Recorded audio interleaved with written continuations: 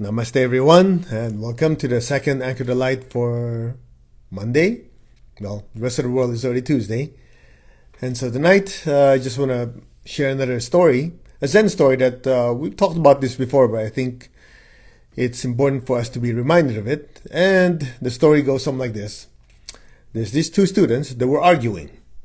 They're looking at the flag, flag, and one says, the flag is moving. The other says, no, it's not the flag that is moving. It is the wind that is moving. So it went back and forth. And if you think about it, you could say the wind is moving and the flag is moving, right? So simple. But they were arguing back and forth and back and forth. And finally, the teacher, the Zen master, walked by and goes, no, you guys don't know what you're talking about. It's neither wind or the flag is moving. It is your mind that is moving. Okay, so is the wind that is moving or is the flag that is moving? So when you look at it at the start, you go, oh, the teacher is trying to teach the students. You have to watch what is actually in motion, what's moving. So from the physical viewpoint, the flag is moving because the wind is moving it. So the wind is moving, that caused the flag to move. So both could be right. But you see, when the teacher said, no, neither one is moving, he's going deeper than just flag and wind. He's trying to teach them it is your perception of what is moving that's the most important. As you keep arguing back and forth, is this moving? No, that's not moving. You are now being attached to the notion that this is moving and not moving. You are essentially becoming the mind. So the mind is moving. You understand? You say, okay, you lost me there. It's as simple as this. If you look out into the sky and you see clouds, well, I don't like the way that cloud looks. What do? Nothing. You just observe. Okay, well, just for a little bit. At some point, the cloud changes. And that's that. No drama, no anything. What did you do? You just observed. Right? Okay. Same thing. You look out the window. Oh, it's raining. No, it's sunny. It's cloudy. What are you doing? You're just simply observing. This is what's happening. And do you go crazy about it? No. Because all you did was observe. You're just an observer. But what the teacher is trying to tell those two students is they're looking at a phenomenon, right? The flag is moving. They're looking at a phenomenon. The wind is also moving, evidenced by the flag moving. And they were arguing and making a big deal out of it. So the teacher is telling him, no, those are not the ones that are moving. It is your mind that is moving. In other words, the deeper teaching, and this is, you have to go much deeper than this, because no Zen books are going to teach you about the context of this story. Let's just say, no, the teacher is saying, it's the mind that's moving. Okay, that's the shallow answer. The deeper answer is this, the lesson for all of us is everything is happening as a phenomenon outside of the observer. You understand that? We are observing. It is when you lose your ability to observe and you get so attached to what you're observing, you become what you're observing, then you lose all sense of objectivity. Case in point. Do you notice it's so easy to give advice? Somebody's going through emotional turmoil, relationship turmoil, whatever it is. It's so easy to sit back there and go, you should have done this, you should have done that. It's obvious. Because you're objective. You notice that when you're in it, it's a completely different story. Right? And people say, you don't understand. Somebody gives you advice, you don't understand. You don't understand what I'm going through. Exactly the point. Because when you're swimming in it, true, part of you says you're experiencing it. Part of it, you cannot observe objectively. Just like those two people arguing whether it's the flag or the wind that's moving, before you know it, they get so emotionally excited and upset and screaming, yelling at each other probably. The Zen master went by and go, no, neither one of those are moving. It is your mind that is moving. Now, why is that important to know? Because in this day and age, that's exactly what happens. People argue about everything. They get so emotionally charged, everything from politics to vaccines to COVID to whatever. They lose their ability to observe. True? You become biased. All of us do. So that's why we always go back to the same premise. If you don't go back to your center as the observer, then you are easily influenced by outside circumstances and phenomena. So when we do our meditation, what does it do? We always go back. Most of the time, what do? I'm not the body, I'm not the emotion, I'm not the thoughts, I'm the soul. You notice I keep repeating the same lesson over and over again. Some of you are so tired of it. Oh, I've heard it 1,000 times. Well, if your life is still a mess, you need to listen more. It's simple as that. You realize that? You must have heard it 1,000 times. But if you don't get to apply it, that means you didn't hear it. If you don't see a change in the way you respond, not react, to what's happening outside, you can listen to me or whoever else teaches you for the next 10 lifetimes. It's a complete waste of time if you don't see a change in your life. I know that sounds harsh, but that's the reality of it. Because when you have a deeper understanding, knowing, a certainty, I am the creator and the fabricator of my thoughts, my words, my actions, guess what happens? When circumstances happen, you're able to step back and say, this is very emotionally charged. Let me observe it. What is the right thing to do? What should I do? What should I not do? You get to observe and not be sucked into it. Then you've learned a lesson. Otherwise, doesn't mean anything. Yeah, but I've read this in so many I am books. Keep reading. Hopefully something will sink in. But until you apply it, it's useless. I know, that sounds harsh. That's too harsh. You're not giving me credit for me studying. No, I'm giving you credit for studying. The question is, what the hell are you going to do with it? If you can't apply it, you might as well go party. You're wasting your time. True? That's why my teacher is very strict with me. He will observe. He said, okay. You're getting... At one point, I was wearing this, wearing that, and then, a bunch of necklaces. He looks at me, he goes, you're getting superstitious. I knew what he was saying. It's not only that I was being superstitious, I was allowing that thought form of, if I don't wear this, I'm not protected. If I don't chant this, I'm not protected. I'm allowing that to basically control me. So when he said those words, you're getting superstitious, that point, it snapped me out of it. They go, oh yeah, you're right. Yeah, I notice that if I want that door, I have to wear this, I have to wear that, I have to wear this necklace, wear this ring, and wear all this stuff, because otherwise I'm not protected. So that thought form enslaved me. So the question is, what thought forms are enslaving you?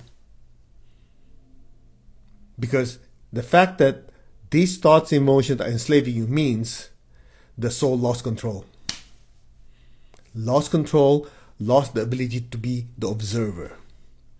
You're getting sucked into whether the flag is moving or the wind is moving. Based on that metaphor of that story. So the more we do our meditation, I'm not the body, not thoughts, emotions, I'm the soul, I'm the spiritual self, I'm the observer. As you do that over and over again, now watch this. As you do that, it leads to that level of stillness. When you're in that stillness, you're free from all these biases, thoughts, and emotions. And when that happens, you dwell in it. You stay in it as long as you can. Right? Within reason. Few minutes, whatever. So when you come out of meditation, you've already experienced that state of what it's like to have no thoughts, no emotions, minimal sensations of your body. Of course, you still have to sit so you don't fall over, right? And then you're able to experience it. So when you come back to your earthly life, your regular consciousness, you're able to take that ability to observe and be still and apply it to your everyday situation. So you will notice the emotions and the thoughts and the urges of the body have less and less influence over you. So I can be very emotional because I allow my emotional body to experience it at that time. When it's time not to be, stop it. I can allow my mental faculty to go crazy over over some topic. But when it's enough, I say stop it, enough. My body wants to eat certain types of food. Well, at a certain point, okay, not enough. Too much already? Okay, stop it. Or my body wants to be a lazy ass that want to exercise. Okay, stop it. You cannot do that if you're swimming in it. So as we keep doing these meditations over and over again, it doesn't mean that it's overnight. Suddenly, okay, I can control my urges. It doesn't work that way. I wish it was. Wouldn't that be great? You can have that pill and sell it. It's a gradual process. So as we go through this routine of meditating, practicing, one of the ways you will notice you're getting somewhere is you're a lot less reactive. Now, it doesn't mean that, you're now a cold, uncaring person. It's just that you always give yourself that pad to observe. I notice that when I go to a certain place, I can't help but spend money and buy useless things. Okay. I do observe that. Okay. Next time that happens, okay, I'm going to stop myself. The ability to observe is critical. So yeah, but you don't understand, I'm emotional. You're an emotional person because you've trained, the soul has trained itself to allow the emotional body to take over your existence. When in reality, you should be controlling the emotions, not the emotions controlling you. Make sense? Yeah, but when I'm with someone I love, I really want to pour my love to them. Go for it. Who's creating the feeling of love? The soul is. So go for it. Nothing wrong with it.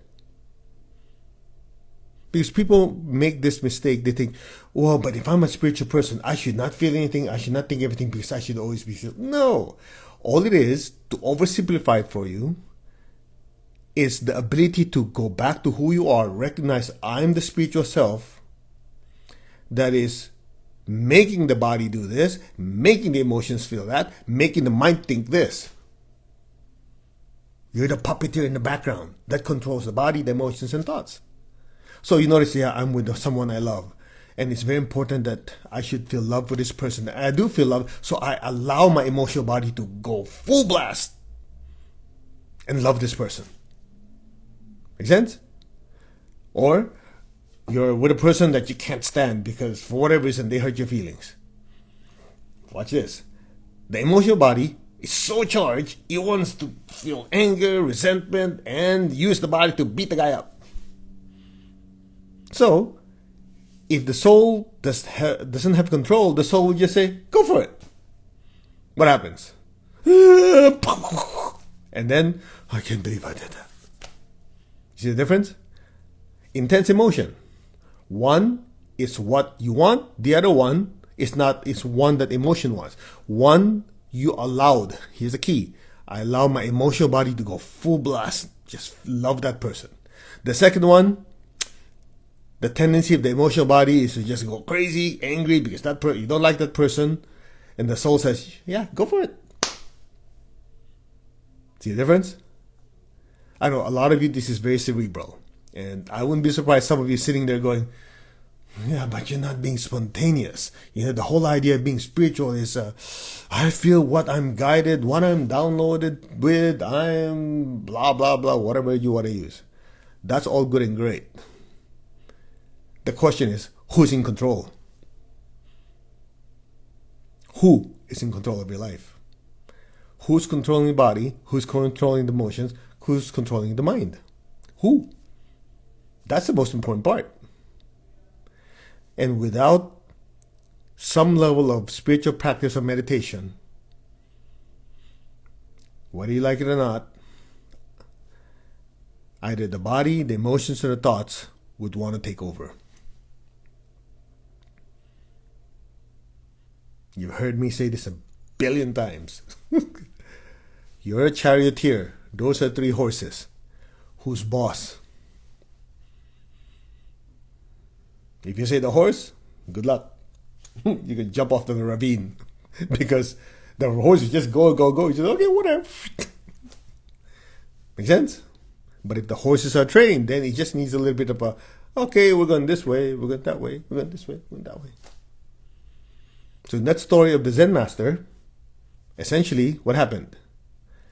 Those 2 got so engrossed with, no, it's the wind that's moving. No, it's the flag that's moving.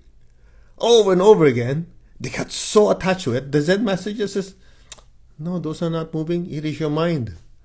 In other words, you allowed your mind to go crazy over something so trivial when in reality it's just a flag. What's your problem? You notice that? Have you sat through an argument? No, let me back up. Have you gone to like some family party or some gathering where people get stuck on something so trivial, they sit there and pour their emotional crap on each other over something that is useless?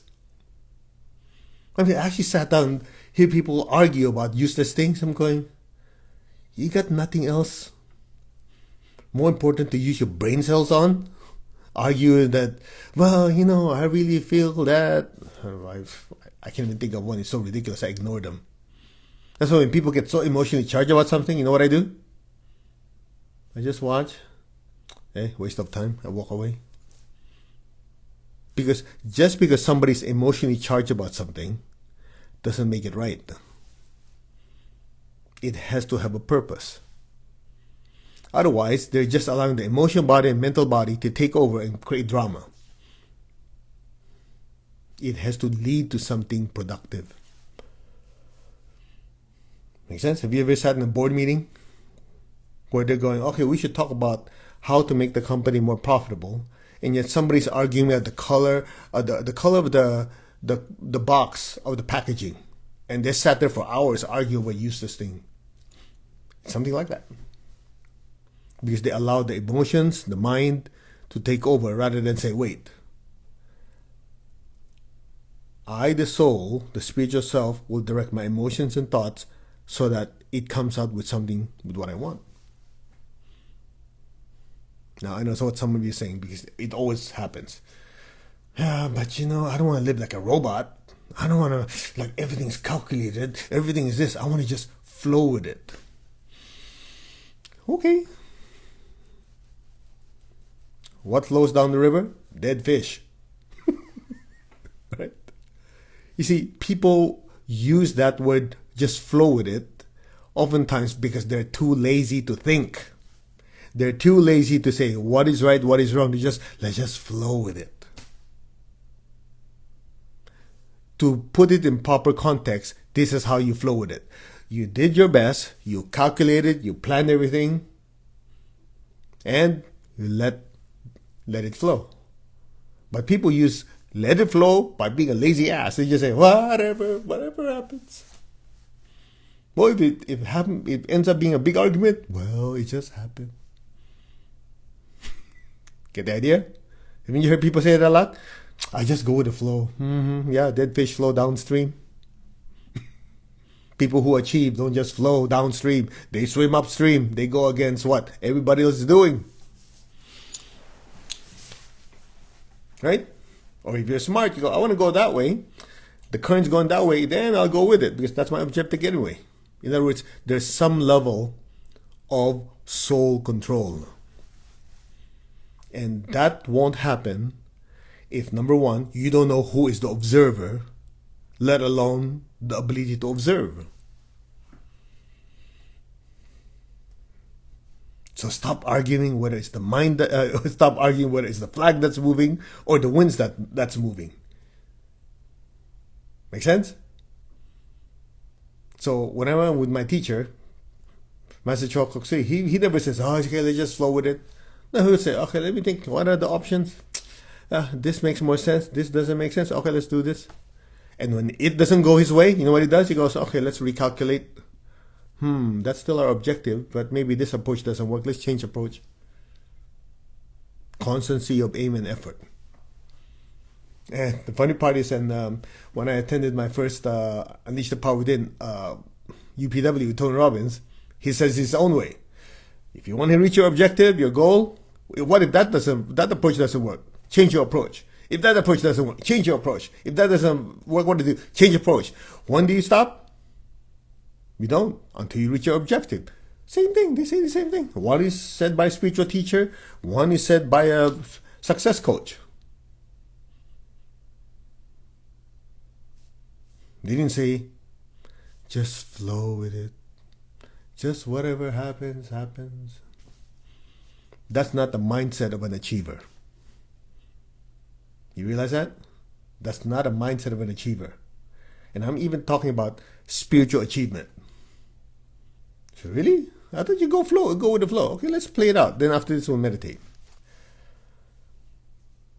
If you ask 100 people, okay? You tell them this. Yeah, look.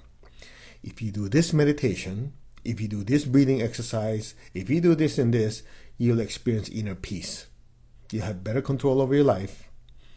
You'll be happier. Okay? Let's say those are the parameters. You tell this 100 people.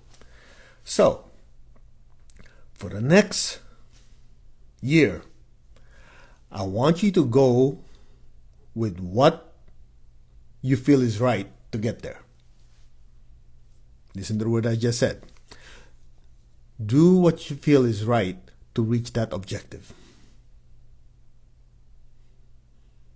Now, I want you to put yourself in that 100 people. How many of you would actually say, yeah, I want to have more inner peace, stillness, better control of my life, regulate my emotions, be happy? How many of us would actually, without giving certain parameters, certain rules, certain routines, okay, do this meditation, do this, do that, do this. How many of us would actually always stop and say, okay, let me do something to get there? Most won't. Most people say, well, life happens. I'd like to have that, but I got to take care of the kids. I got to go to work. I got to do this. To sit there and meditate, to sit there and go do my prayer time, to do this. Out of the 100 people, you'd be lucky if you get 5. Most people will go with the flow.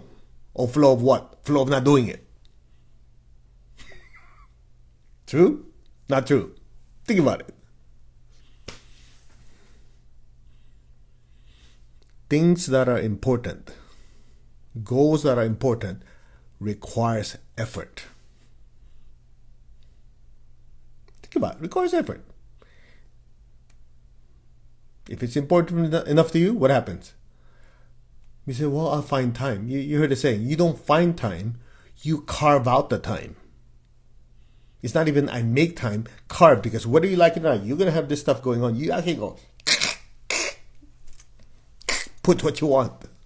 It's an act of will by the soul. That's how it works. Isn't it? Everything you want to do to be successful takes effort. Even the ability to withdraw yourself from the situation, to observe objectively, to make the right decision, takes effort. That's why when I hear people say, "Oh, I do what feels right." I go, "Okay, one of those." Have you heard that said before? I've actually heard people do meditation. Just do what feels right. Do you realize how crazy that is? What is right?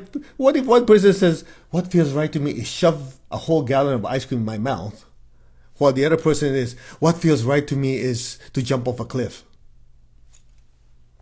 It's nuts. But people do it. You know why? Because what feels right to them, here's what I'm leading to, is the body, the emotions, and the thoughts have their own tendencies based on biases. So if you don't step back and say, I'm the soul, I'm not these thoughts and emotions, and then analyze and see what's right and wrong, you're screwed. That's the importance of spiritual practice.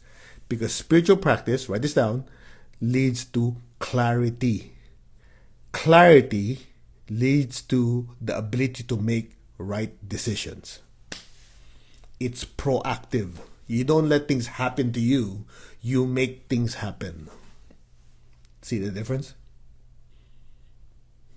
Try talking to all these big CEOs.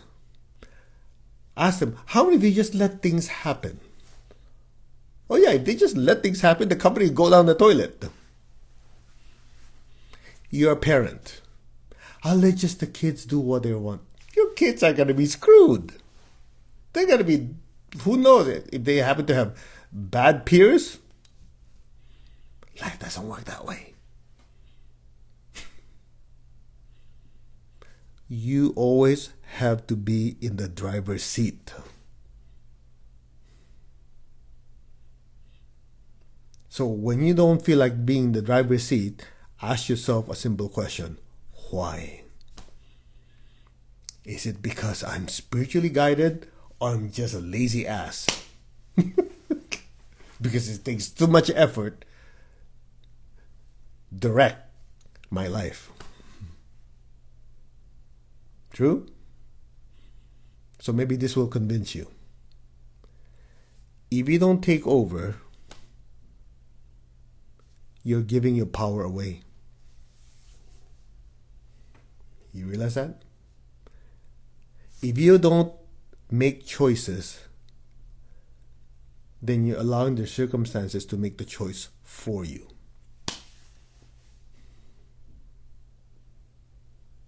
Now, in order to make the right choices, you have to have clarity. In order to have clarity, your aura and chakras have to be clean. You have to be spiritually connected. So we're back to the same boring sermon. Do your spiritual practice. I think you're so tired of that already, huh?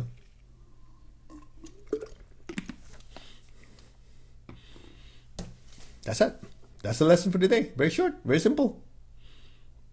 Oh, wow, it's not even short. It's already 30 minutes. Get the idea? So meditation is not the objective. Meditation is the means to reach your objective. Clear? So what we're going to do is this. We'll change it up a little bit. So close your eyes.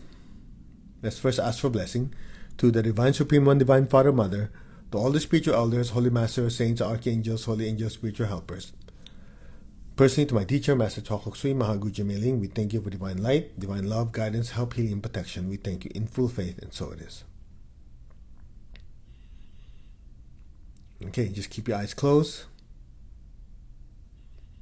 Put your gentle attention on the top of your head.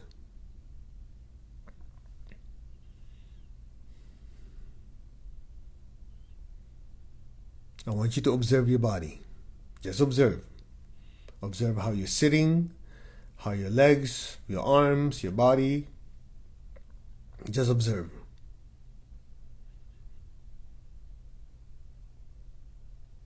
Okay?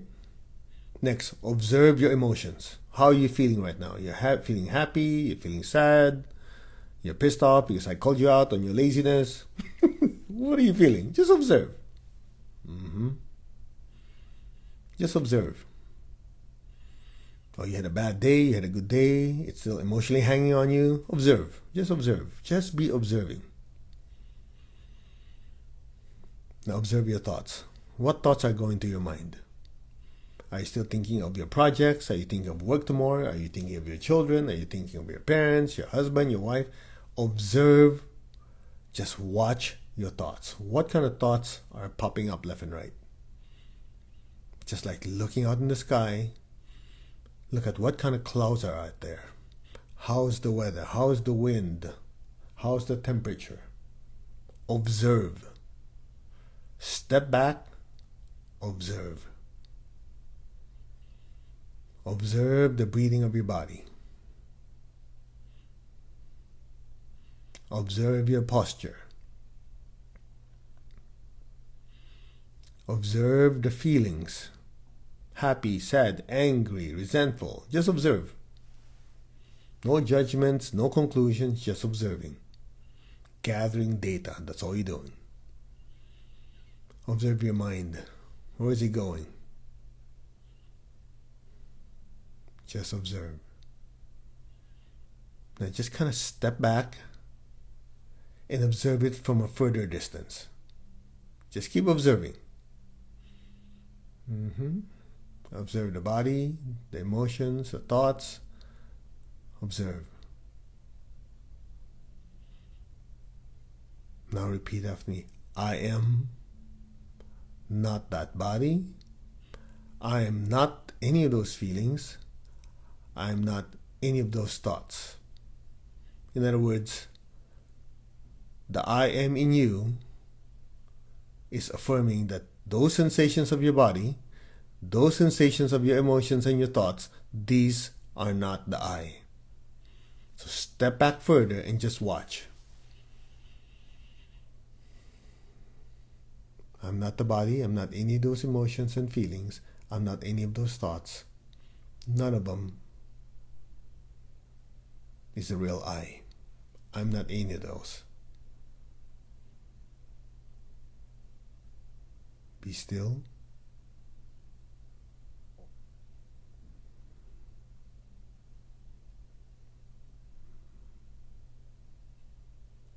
I'm not the body. I'm not the emotions. I'm not the thoughts. I am the spiritual self that moved the body, created those feelings, created those thoughts, but those are not the I. Cut. Be still. I am the soul. I am the spiritual self. I am that. I am. You are affirming that the mover, feeler, and thinker is the real I am. That's the second I am. So say it. I am that. Now you're pointing to that mover, feeler, and thinker that we were having a conclusion with earlier. I am that I am. So that I am that moved the body, created the feelings and thoughts, is the one that you're affirming to be with. Ready? Say it again. I am that mover. I am that feeler. I am that thinker. I am that.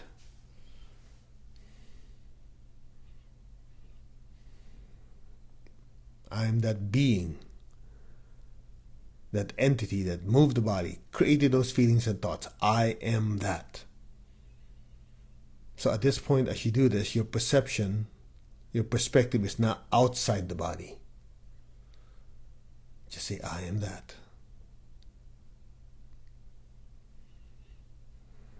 Be still.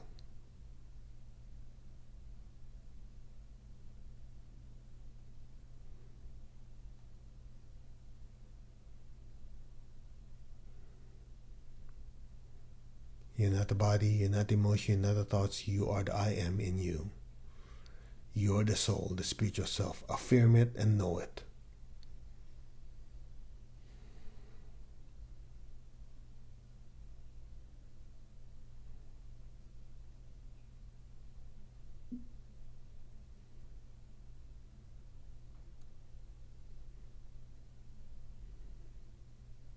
I am connected in one to my higher soul. I am connected in one to the divine spark in me. I am a child of God. I'm one with God. I'm one with all. There is only oneness.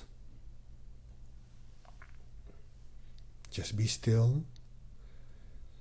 Allow your consciousness to just keep drifting higher and higher towards the ceiling. And just say, I am that.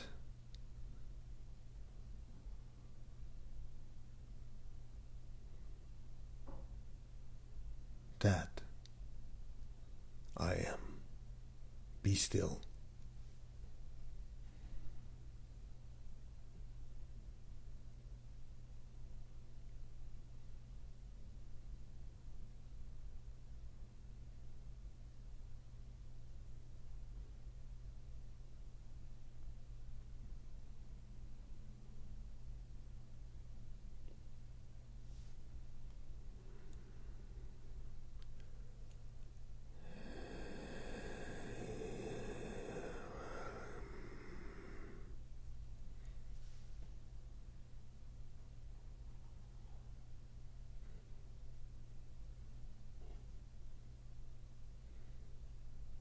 still.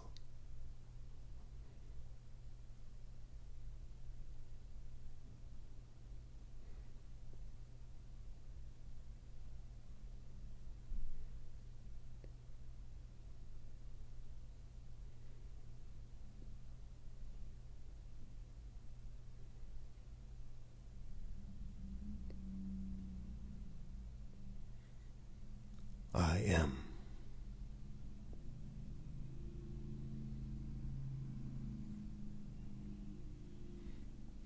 Just let go.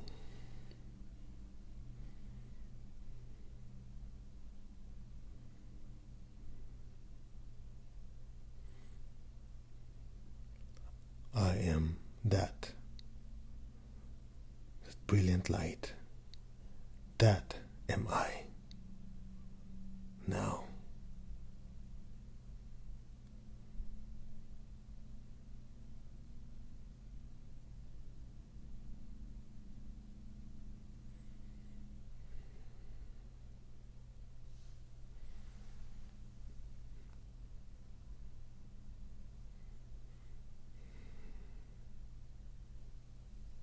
Gently, slowly, very gently and slowly come back to your body. Gently move your fingers, move your toes. Very gently and slowly come back. Move your fingers. So as you move your fingers, move your body, what are you doing? You're affirming that I control the body. Next, imagine someone you love in front of you. Could be anyone. Now, close your eyes. Feel love for this person. Just feel intense affection for this person. And share it with them. Fill them with love. What did you just do? You just affirmed, I'm a being of love. I chose the feelings of love to be projected to this person. But before I did it, I had to create it. So who created the feelings of love? I did. So you chose people you love, right? I guided you. I said, hey, think of someone you love, and I want you to feel feelings of love and project it to them. So you had a choice of following instructions or not, and created those feelings and gave it to the other person. Next, I want you to think. It could be anything, but let's just pick one. How do I make my finances even better? What are you doing? You, the soul, just directed your mental faculty to start searching, analyzing, composing avenues or ways to be more prosperous. But before I asked you to do it, you weren't thinking about it. Make sense? So you created those thoughts. So that means you, the ability to do that. You are a being of divine intelligence. So you're a being of divine power, divine as in you're immortal, and this being has the power to move your body. And then from there, I had you feel love. So you are a being of divine love. So you chose to generate this emotion love and share it with someone you love. Then I had you think, okay, how can you be more prosperous? How do you make money? So what did you do? Before that, you weren't thinking about it. But when I ask you to, what happens? Okay, I'll do that. So right there and then, you mobilize the mental faculty and said, okay, let's think of these things. So what you did? So who's the one who directed the body?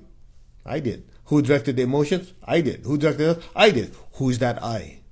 See, right now it's very clear to you because we just strip off the body, the emotions, the thought in that meditation, go into who you really are. And a lot of you are extremely still. Now that you're in that still state, you know who you are, then you can control the body, the emotions, and thought. It's just like the metaphor they use in Theosophy.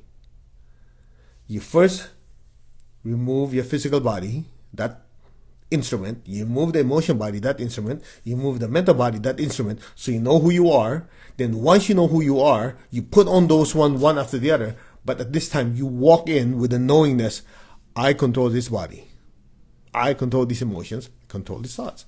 Without withdrawal process of doing your practice, we're too enmeshed in it. That's it. Same lesson over and over again, just in different flavors. Okay, I hope that helps. Shall we? Raise your hands. You generate lots of energy. That's why some of you are so still, like, oh, that's lots of energy. See, most people think you have to do a long meditation to experience stillness. No, you just have to use the correct meditation that leads you to that state. I've known people who chanted for hours, their life is still a mess. I've known people who say, oh, I meditate every day. I spend 2-3 hours meditating. I'm looking at them. And you're still very, very reactive. You always scream, yell, get upset over useless things.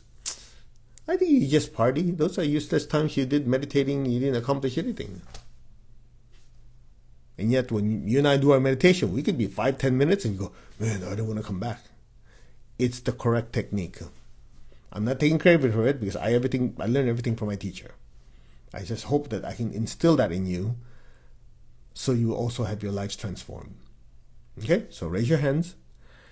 Visualize the people you love in your life. Fill them with beautiful pink light. Fill up beautiful golden light. May all of them be blessed with good health, with happiness, with prosperity, and with spirituality. So be it. May all be blessed. Bless your friends, relatives, everybody you work with. Bless them with good health, with happiness, with abundance and prosperity, and with spirituality. So be it.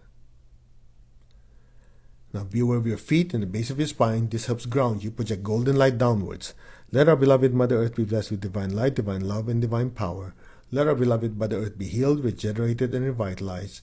Blessings be to Mother Earth. So be it. So be it. So it is. Let's give thanks to the Divine Supreme God, Divine Father, Mother, to all the spiritual elders, holy masters, saints, archangels, holy angels, spiritual helpers. To my teacher, Master Chokok Sui Mahagujimei, thank you for the blessings in full faith. And so it is. Okay, I hope you learned something tonight. I know I was slightly a little hard on you earlier. Hopefully that was able to kind of shake you up, to really wake up a little bit and say, yeah, I am in control. Or at least, yes, I want to be in control. That's the meaning of being awake. You realize that? That's the meaning of being awake. I'm awake to the fact that I do have the ability to control my body, my emotions, and thoughts. I might not always be successful, but the realization is I is the mover, feeling, and thinker. That alone, for a lot of people, it's already a big deal. Okay, so I hope that helps. We will see you, what's today, Monday? So we'll see you Wednesday. So far, the schedule, I think, Wednesday we'll be able to do the morning session. The afternoon session, I won't be able to do it because I'll be on the plane. I'll be flying back. So, all right. Namaste, everyone. Thank you very much for joining me. Please leave me your comments. And please share this with as many people as possible. Just kind of warn them ahead of time that, it's not going to be those lovey-dovey type spiritual talks. We'll tell it like it is. So if they're kind of, very thin-skinned and they get offended, you might want to have them learn from another teacher who is more gentle. But if you want someone to learn with a sledgehammer technique, because that's the only thing that gets through, let's do it. That worked for me. So, namaste everyone. You all take care, and we will see you Wednesday morning. God bless.